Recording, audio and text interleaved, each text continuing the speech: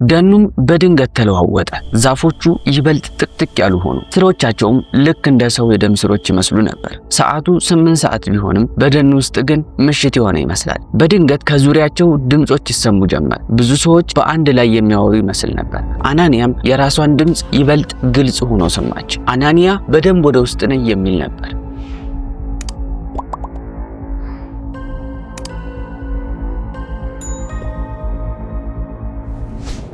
አናንያ ከልጅነቷ ጀምሮ የጃፓኑን የፉጂ ተራራ የማየት ትልቅ ህልም ነበራት። በሺዎች በሚቆጠሩ የቴሌቪዥን ፕሮግራሞችና ተከታታይ ፊልሞች ላይ የዚህን ቦታ ውበት ተመልክታለች። እንዲያውም ለዚህ ህልሟ ስትል የጃፓንኛ ቋንቋ ተምራ ነበር። በዚህ ሰዓት ግን በመጨረሻ ህልሟ እውን ሆኗል። ከጋብቻ በኋላ ከባሏ ከአርጁን ጋር በመሆን በፉጂ ተራራ ፊት ለፊት ቆማለች። የህይወቷ ዓላማ የተፈጸመ ያህል ተሰማት። ነገር ግን ከደስታዋ ጋር አብሮ አንድ እንግዳ የሆነ ስሜት በውስጧ ይሰማት ጀመር። ልክ ተራራው በቀጥታ እየጠራት ይመስላት ነበር። በፉጂ ተራራ አቅራቢያ ለ2 ቀናት ያህል ለመቆየት አቅደው ነበር። ስለዚህም ከተራራው በታች በሚገኝ መንደር ውስጥ ባለ ትንሽ ሆቴል ክፍል ተከራዩ። በዚያ ምሽት ከሆቴላቸው በታች ወደሚገኝ ከእንጨት የተሰራ ካፌ ሻይ ለመጠጣት ሄዱ። ብዙ የመንደሩ ሰዎች እዚያ ተቀምጠው ያወሩ ነበር። አናንያ የመንደሩ ሰዎች በጃፓንኛ ቋንቋ እስ ብለው የሚያወሩትን ሰማች። ነገር ግን ደጋግመው አንድ ስም ያነሱ ነበር። እሱም ጁካይ የሚል ነበር። ይህ ስም በአናንያ አእምሮ ውስጥ ቀረ። ሰዎቹን ይህ ጁካይ ማለት ምንድነው ብላ ጠየቀቻቸው። በድንገት ሁሉም ዝም አሉ። ከዚያም አንድ አዛውንት ወደ እነሱ ቀርበው እናንተ ቱሪስቶች ናችሁ፣ ስለ ጁካይ ደን ባትጠይቁ ይሻላል አሏቸው። አርጁንም በጉዳዩ ተገርሞ ለመሆኑ ይህ ምን አይነት ደን ነው ሲል ጠየቀ። አዛውንቱም ወደ እነሱ ጠጋ ብለው በሹክሹክታ ማውራት ጀመሩ። ብዙ ሰዎች የዛፎች ባህር ይሉታል ይህንን ደን። በፉጂ ተራራ ሰሜናዊ ምዕራብ አቅጣጫ ይገኛል። ነገር ግን ቦታው የተረገመ ነው ይባላል። ቱሪስቶችና የአካባቢው ሰዎች ወደ ደኑ ይገባሉ እንጂ ተመልሰው አይወጡም አሏቸው። አርጁን ይህንን ሲሰማ ትንሽ ፍርሃት ያዘው። ለዚያ ቦታ የነበረው ጉጉትም እዚያው ላይ አበቃ። የአናንያ የልብ ትርታ ግን ጨመረ። ስለ ደኑ ተጨማሪ ጥያቄዎችን መጠየቅ ጀመረች። አዛውንቱም ሲቀጥሉ ወደዚያ ደን እንዲሁ መግባት አይቻልም ይባላል።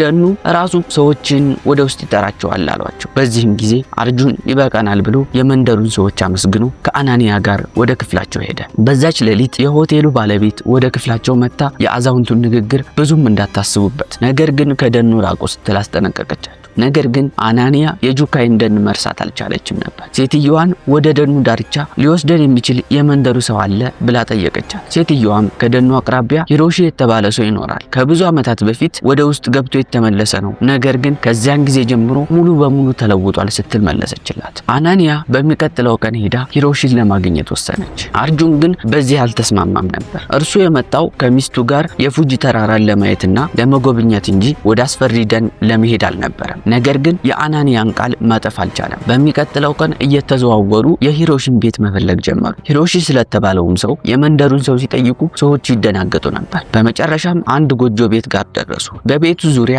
ለ1 ኪሎ ሜትር ያህል ምንም ሌላ ቤት አልነበረም። በሩንም አንኳኩ። በሩ ሲከፈት አንድ በጣም ቀጭን ሰው ከፊታቸው ቆመ። አናንያም ራሷንና ባለቤቷን አርጁንን አስተዋወቀች። ሂሮሺ በጣም ዝምተኛ ሰው ስለሆነ አናንያ ስለ ደኑ ለመጠየቅ ትንሽ ፈርታ ነበር። ቢሆንም ግን ጠየቀችው። ወደ ጁካይ ደን ገብተህ እንደተመለስክ ሰምተናል። ምን እንዳየህ ልትነግረን ትችላለህ አለችው። እሱም ፊቱ ተቀያየረ። ወደ ደኑ ዞሮ ተመለከተና እንደገና ወደ እነሱ ዞሮ የዚያን ደን ስም አታንሱ፣ ደኑ ሁሉንም ነገር ያስታውሳል አላቸው። በመቀጠልም ሁሉንም ታሪኩን ነገራቸው። ከብዙ ዓመታት በፊት ከወንድሙ ጋር ወደ ደኑ ገብቶ ነበር። በደኑ ዳርቻ ካለ ዛፍ ላይ ገመድ አስረው ሌላኛውን ጫፍ በራሳቸው ላይ አሰሩ። ይህም እንዳይጠፉ ነበር። ነገር ግን በደኑ መካከል እያሉ ገመዱ ተፈታና ሁለቱም ጠፉ። ደኑ እስረኛ አደረጋቸው። ከዛም በዚህ መሃል አናንያ እንዴት ወጣህ ስትል ጠየቀችው። ሂሮሺም እኔ አልወጣሁም፣ ደኑ ነው እንዲሄድ የፈቀደልኝ፣ ነገር ግን ብቻዬን አልተመለስኩም አለ። ይህንን ብሎ በቤቱ ጥግ ወዳለ አንድ ጨለማ ቦታ ጣቱን ቀሰረ። አናንያና አርጁን ዞረው ሲመለከቱ ጥቁር ጨለማ እንጂ ምንም አላዩ። ሂሮሺም እዚያ ቦታ ያለው ለኔ ብቻ ነው የሚታየኝ አለ። አርጁን አዛውንቱ እየዋሻቸው እንደሆነ አመነ።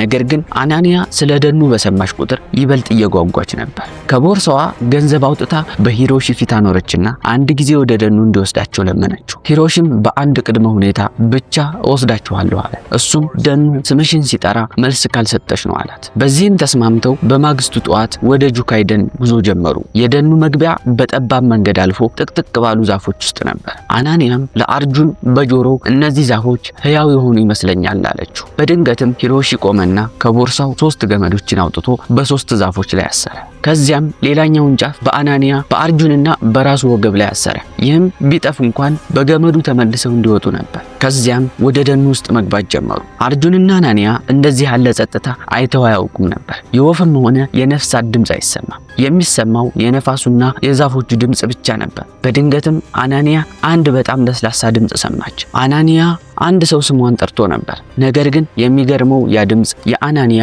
የራሷ ድምፅ መሆኑ ነው። በዚህም ጊዜ ቆማ ቀረች። የልብ ትረታዋም ጨመረ። አናንያ ግን አልፈራችም። ይልቁንም አንድ እንግዳ የሆነ የደስታ ስሜት ተሰማት። እንደገና አናንያ የሚል ድምፅ ተሰማ። በዚህ ጊዜ አርጁንና ሂሮሽም ሰሙት። ሂሮሽም ወዲያውኑ ደኑ አስማቱን ጀምሯል፣ እንዲህ ነው የሚጀምረው ሲል አስጠነቀቃቸው። አርጁንም አናንያ እንድትመለስ ነገራት። እሷ ግን ሚስጥሩን መፈለግ ጀመረች። ወደ ውስጥም መጓዛቸውን ቀጠሉ። በመንገድ ላይ ከዛፎች ላይ የተንጠለጠሉ ልብሶች፣ ገመዶችና ሌሎች የሰው ቁሳቁሶችን አዩ። በድንገት አናንያ በዛፎች መካከል አንዲት ሴት ያየች መሰላት። አይኗን ጨፍና ስትገለጥ ግን ሴትየዋ ጠፋች። አርጁንም ያየ መስሎታል። ወዲያውኑም ለሂሮሺ ከዚህ በላይ መሄድ የለብንም አለው። ነገር ግን ወደ ኋላ ሲዞሩ መንገዱ ተቀያየረባቸው። ያሰሩትም ገመድ ወደ ኋላ ሳይሆን ይበልጥ ወደ ውስጥ የሚወስዳቸው ይመስል ነበር። ሂሮሺም ደኑ ጨዋታውን እየተጫወተ ነው አለ። እናም ሌላ አማራጭ አልነበረም። ገመዱን እየሳቡ ወደ ኋላ ለመሄድ ሞከሩ። ነገር ግን ወደ አዲስ ቦታ የሚሄዱ መሰላቸው። ዛፎቹ ይበልጥ ጥቅጥቅ ያሉ ሆኑ። ቅርንጫፎቹም በኃይል ይንቀሳቀሱ ነበር። አርጁን የአናንያን እጅ ይዞ ከዚህ እንወጣለን እያለ ያረጋጋት ጀመር። አናንያ ግን ዝም ብላ ነበር። በድንገትም አንድ ሰው በወገባቸው የታሰረውን ገመድ በኃይል ወደ ሌላ አቅጣጫ ሳቡ። አርጁንም ማነው እሱ ብሎ ጮኸ። ነገር ግን ምንም መልስ አልነበረም። በድንገት በገመዱ ላይ የመበጠስ ድምፅ ተሰማ። ሂሮሽም በዛ ሰዓት ፍርሃት ተሰማው። ከዓመታት በፊት ከወንድሙ ጋር የተከሰተው ነገር አሁንም እየሆነ ነበር። ደኑም በድንገት ተለዋወጠ። ዛፎቹ ይበልጥ ጥቅጥቅ ያሉ ሆኑ። ስሮቻቸውም ልክ እንደ ሰው የደም ስሮች ይመስሉ ነበር። ሰዓቱ 8 ሰዓት ቢሆንም በደኑ ውስጥ ግን ምሽት የሆነ ይመስላል። በድንገት ከዙሪያቸው ድምጾች ይሰሙ ጀመር። ብዙ ሰዎች በአንድ ላይ የሚያወሩ ይመስል ነበር። አናንያም የራሷን ድምጽ ይበልጥ ግልጽ ሆኖ ሰማች። አናንያ በደንብ ወደ ውስጥ ነይ የሚል ነበር። የራሷን ምስልም ተመለከተች። በሁለት ዛፎች መካከል ሌላኛው አናንያ ቆማ ወደ እነሱ እያየች ፈገግ ትልና እጇን ታውለበልብ ነበር። አርጁንም ወደ እሷ አትመልከቺ ብሎ ጮኸ። ሂሮሽም ደኑ እየጠራሽ ነው፣ እሱ ሁልጊዜ አንዱን ይመርጣል አለ። አናንያም እንደዛ አይደለም፣ እሱ እኔን እየጠበቀኝ እንደሆነ ይሰማኛል አለች። በድንገትም ያቺ ሌላኛው አናንያ ጠፋች። ከደኑ ጨለማ ውስጥም የሚራመድ ድምጽ ተሰማ።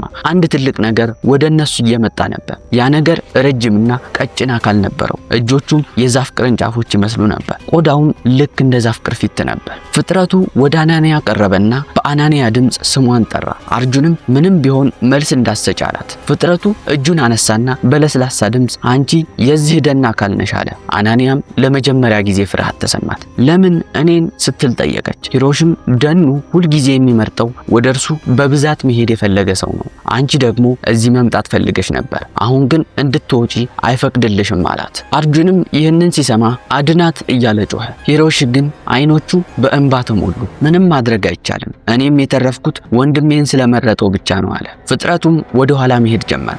አናንያን አንድ የማይታይ ኃይል የሚጎትታት መሰላት። ወደፊት መራመድ ጀመረች። አርጁንም በኃይል ያዛትና በሷ ፈንታ እኔን ውሰዱኝ ብሎ ጮኸ። ነገር ግን ደኑ ምርጫውን አድርጎ ነበር። በድንገትም የዛፍ ስሮች የአናንያን እጅና እግር አሰሩና ወደ ደኑ ውስጥ ጎተቷት። አርጁንም ስሟን እየጠራ ቢጮህም ምንም ጥቅም አልነበረውም። ከዚህ በኋላም ደኑ ሙሉ በሙሉ ጸጥ አለ። አርጁን ለምን ያህል ጊዜ እዚያ እንደተቀመጠ አያውቅም። ከተወሰነ ጊዜ በኋላ ተነስቶ አናንያን ፍለጋ ለመሄድ ቆረጠ። ነገር ግን ጥቂት እርምጃ እንደሄዱ እርሱና ሂሮሺ ከደኑ ውጭ ራሳቸውን አገኙት። ሂሮሺም ደኑ የፈለገውን ነገር ሲያገኝ ሌሎቹን ወደ ውጭ ያወጣል አለው። አርጁንም በፖሊስ እርዳታ ሚስቴን ፈልጋታለሁ ብሎ አለ። ሂሮሺ ግን ምንም ጥቅም የለውም፣ አሁን በዚህ ዓለም ላይ አናንያን የሚያውቃት ሰው የለም አለው። አርጁንም ደነገጠ። ምን ማለትህ ነው ብሎ ሲጠይቀው ሂሮሺም ከዓመታት በፊት እኔ ብቻዬን ስወጣ ወላጆቼ እንኳ ወንድም እንደነበረኝ ለማመን ፍቃደኛ አልነበሩም። ደኑ ሰዎችን ብቻ ሳይሆን የሚወስደው የእነሱን ማንነትና ትዝታ ጭምር ያጠፋል አለው። አሁን አናንያ የምትባል ልጅ እንደነበረች የምናውቀው እኔ እናንተ ብቻ ነን አለው። አርጁንም ወደ ኋላ ዞሮ ተመለከተ። ከሩቅ በዛፎች መካከል አናንያን አያት። ፈገግ እያለች ነበር። በጣም ሰላማዊ ትመስል ነበር። ታሪኩ እዚህ ጋር ያበቃል። እናንተስ ስለዚህ ደን ምን ታስባላችሁ? መልሳችሁን የኮሜንት ቦታ ላይ ያስቀምጡልኝ። ቪዲዮው በእርግጠኝነት ስለሚመቻችሁ ላይክ እና ሼር ማድረግ እንዳትረሱ። እንዲሁም ከዚህ በኋላ እውነተኛና የተረጋገጡ ታሪኮችን ስለምናቀርብላችሁ ሰብስክራይብ በማድረግ ተቀላቀሉን።